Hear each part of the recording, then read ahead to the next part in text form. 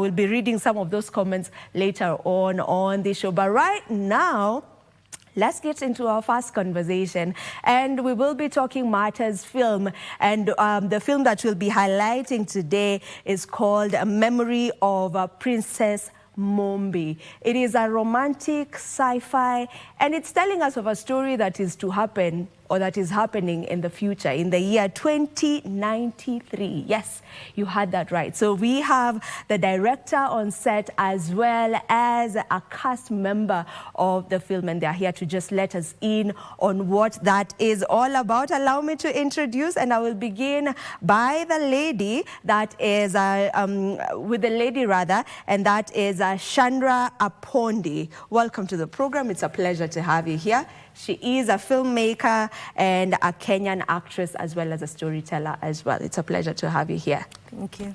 All right, and right next to her we have Damien Hauser. And Damien is a Swiss Kenyan filmmaker, writer, and director as well. He's the director of the film. Welcome to the program. Thank you. Okay, let us begin by first having you paint a picture of what Memory of Princess Mumbi is all about. Damien. I let her talk. All right, let's go ahead. Apondi. Memory of Princess Mumbi is, as you said, a romantic sci-fi based in the year 2093. The story spans over, I think, 5 years, so 2093 till actually almost 7 years. Yeah. It is. It's a beautiful, beautiful, intimate story. Okay. It reminds us to notice and appreciate the people that we love. As much as it is based in this futuristic world, it is still like a story that really is about connection, human sacrifice, and just appreciating the people that are around us. Yeah. Were you the writer of the show, Damien? Yes, although there was like never really a script. There was more kind of like a treatment, notes, and then we improvised most of it on set. What inspired the story? That's always a tough story. Yeah. Because shortly before I made the film, my little brother passed away. Oh, sorry about that. Thank you. And so it was almost, the film was almost kind of a reaction. It was kind of, I needed to do something to distract myself. And therefore I decided to make this film, and therefore there was, the script wasn't like, I didn't take like a lot of time to do it, because 1.5 months later we were already on set shooting, and we were mostly improvising. So I also have to give credit mostly to the actors who were improvising most of the lines of the film. So it's more of an emotional film as well? Yeah, but it's actually, it's as Shandy said, it's like a film that is really like about the beautiful moments in life and appreciating those moments. So I really tried to make a film that makes me smile and not like grief or I think, in my opinion, I think it addresses the tough moments in life as how we address them in real life. Because like there's usually like this thing that we say as Kenyans, that like even if something is really, really bad, we'll always laugh about it. Or like there'll be a meme about something very, very terrible. And I think it's almost mimics that, in terms of there are very heavy topics that are being discussed and painful things that happen within the film, but then they are still addressed in a more natural and human way, in which, like, as much as there's a terrible thing that's happening, there's also beautiful things that are happening, and they exist concurrently. So yeah, so there's a lot of beautiful, amazing, happy moments. There's a lot of dancing and singing, and yeah. Okay, so the character Mumbi, which you get to play, if you can just let us in a bit about who Mumbi is as a character. So Mumbi is an actress. I'm an actress, but I was playing an actress within the film.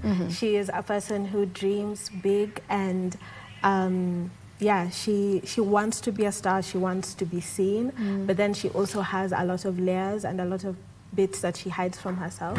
And I think those bits are the ones that other people don't see, and they cause her a lot of pain. I think so. Yeah. Okay, we have the trailer, so how about we get to check out the trailer, and then we get to continue with the conversation.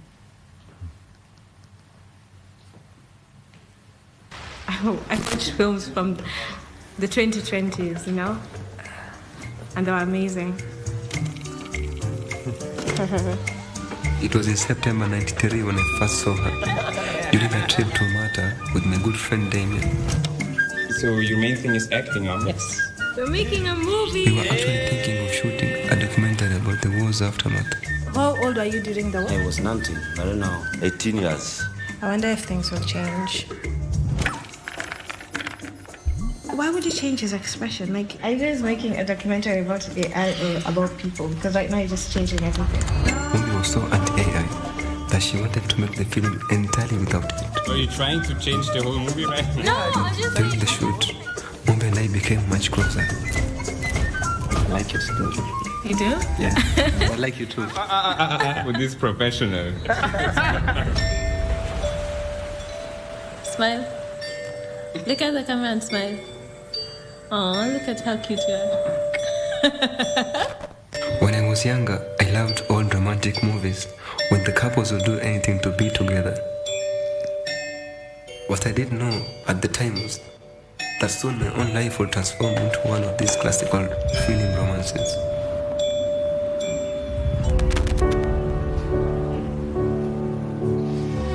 Where's my future wife?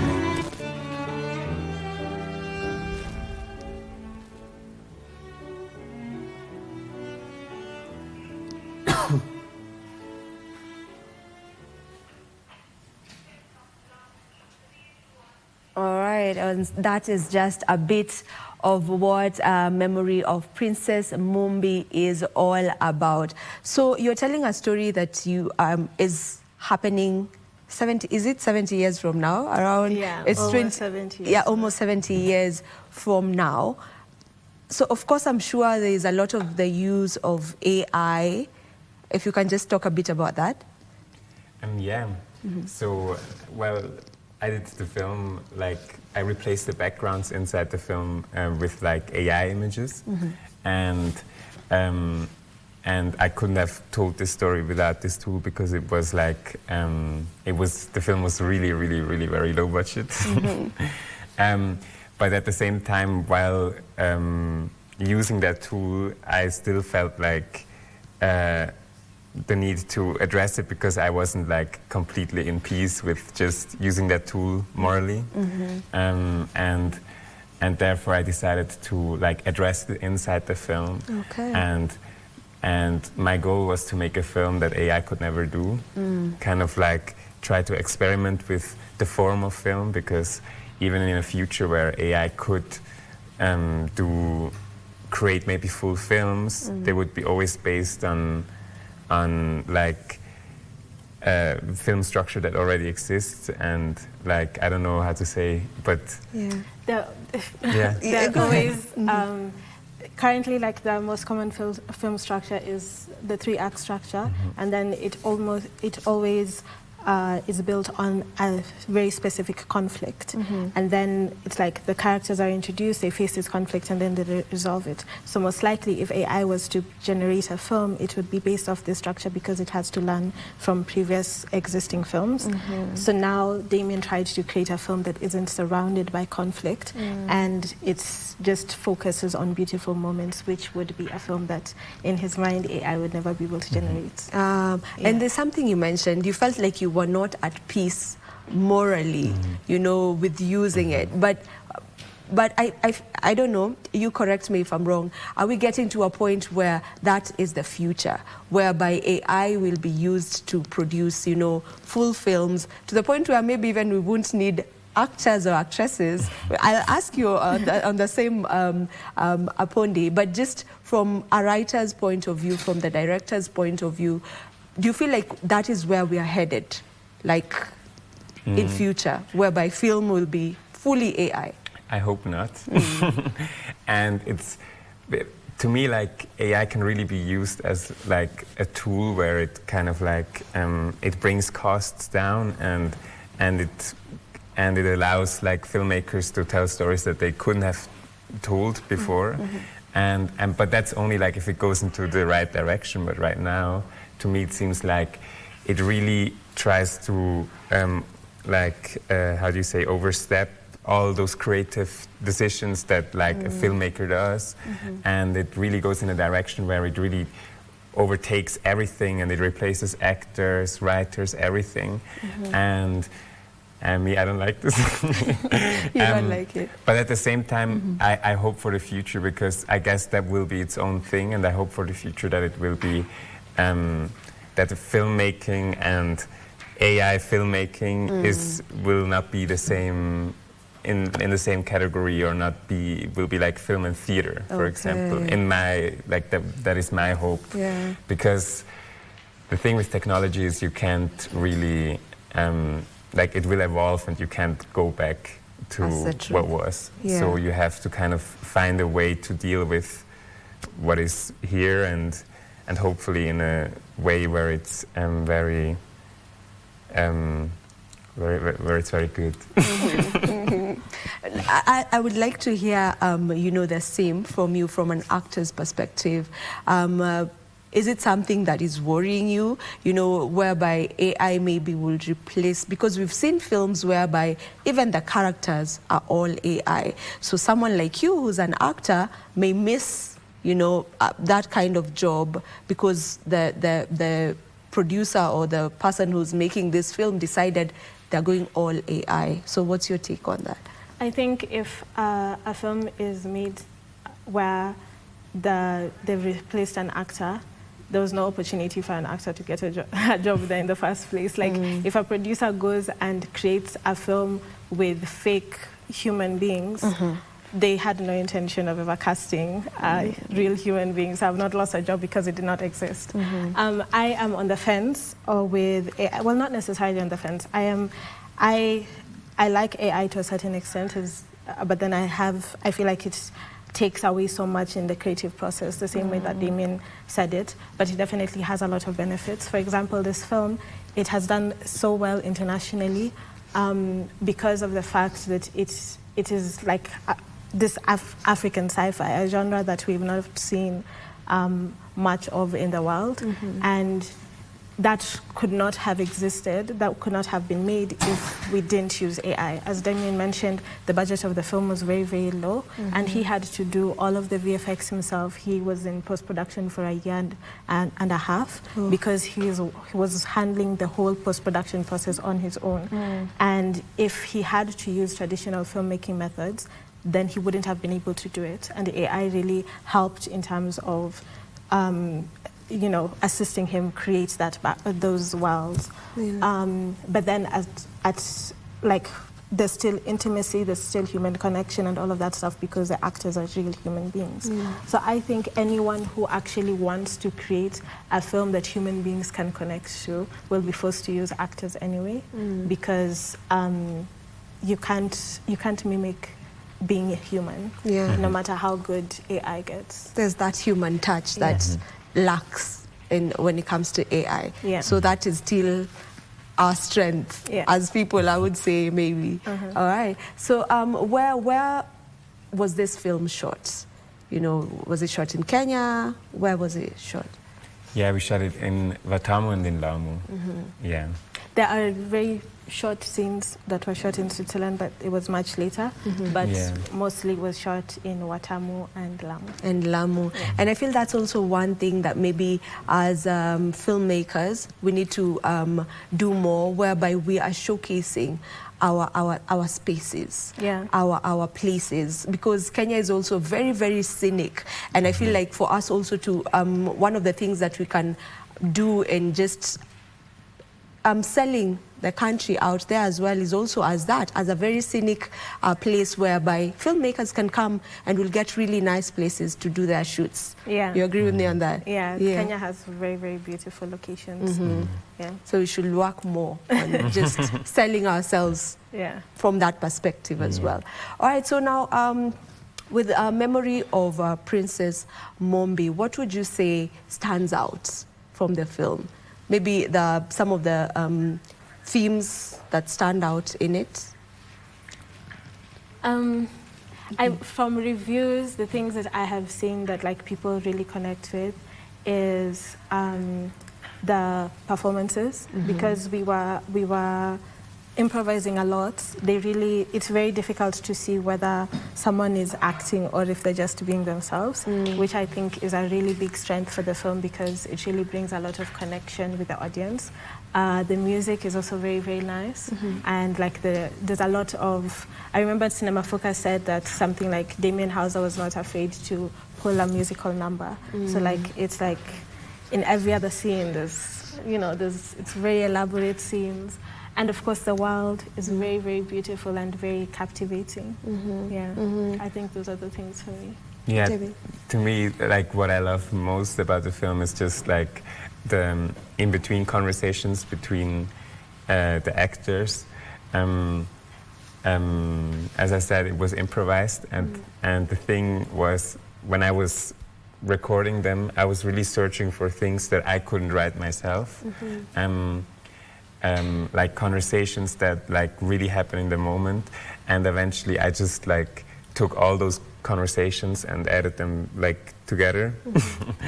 and yeah, like the human connection in between is I think the strongest part of the film, or the part that I like the most about it. How different is it from other films that you've probably worked on, Damien? It's, well, I think I was never able to improvise as much as this film. I always come back to the because it's really, when I did the, like, I don't know, like it could have been also completely trash, the whole film, because it was like a huge risk, but in my mind it wasn't even a risk. In my mind it was just like a distraction, and just like trying to have somehow fun, and yeah, and we were very lucky that it came out the way it did. Yeah. Apondi, how would you say you're different from Mumbi, or Mumbi is different from you?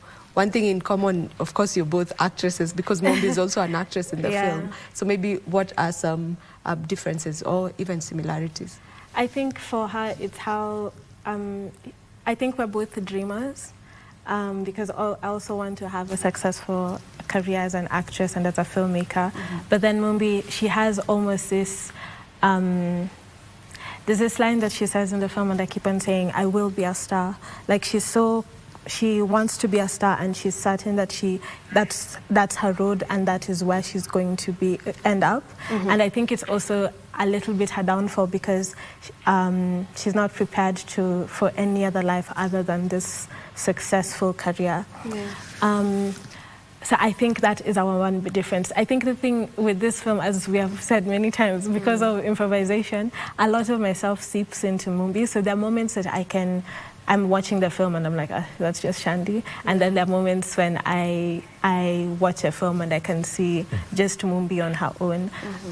So yeah, we have a lot of similarities. Yeah. Are you the kind to watch yourself? No, but this is the first film that I don't mind watching myself that much. The first time I saw the trailer is when I realized, this film is I'm really the lead actress, because I'm in almost every other shot, which was a little bit difficult for me to see.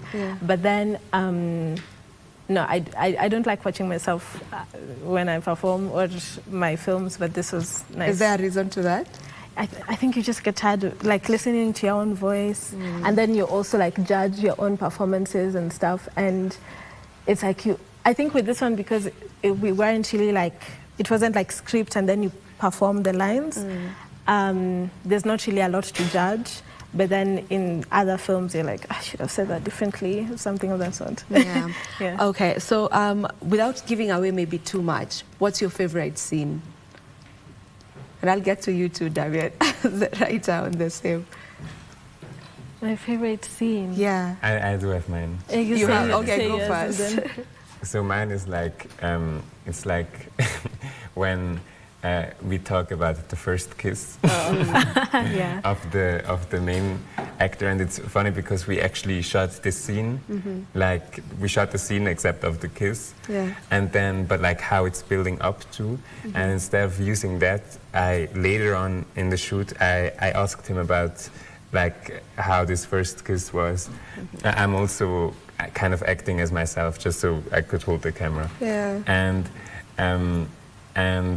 So what was happening was he remembered basically the shoot and what happened, but he was really remembering, and I love his acting so much there because, well, he didn't have to do a lot because he was actually remembering it. Yeah, to me that felt like very real. All right. Well, have you remembered your favorite?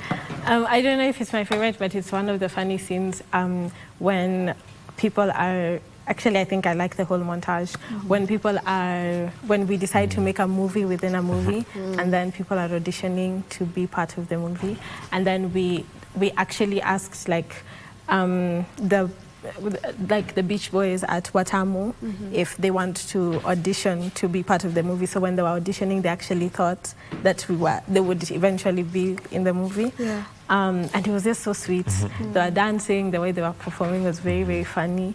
And yeah, it was a very sweet moment. Okay. So as we finalize, you know, when will it be showing? Where is it showing, and how to go about maybe getting tickets for that? So we're doing the homecoming screening on August 7th.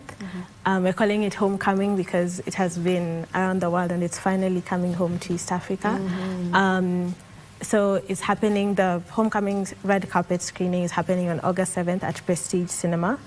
And the tickets are available on newmook.com. Okay. They are currently at 1,500 because we already sold out early bird tickets. Okay. And then afterwards, it will be available at Prestige, Motion Cinema and Unseen Cinema in Nairobi. And then at Mega City in Kisumu and Nyali in Mombasa, Nyali Cinemax in Mombasa. And then it will also be available in Uganda, Tanzania, Rwanda, Ethiopia. Yeah. Nice. Yeah, all in the month of August. So anywhere anyone is in East Africa, outside of Burundi, they can watch it. All right. And you know, you've mentioned that you've already shown outside the country, so it's now just coming to East Africa, Kenya, East Africa. So where else have you shown the film already? It went mostly to film festivals.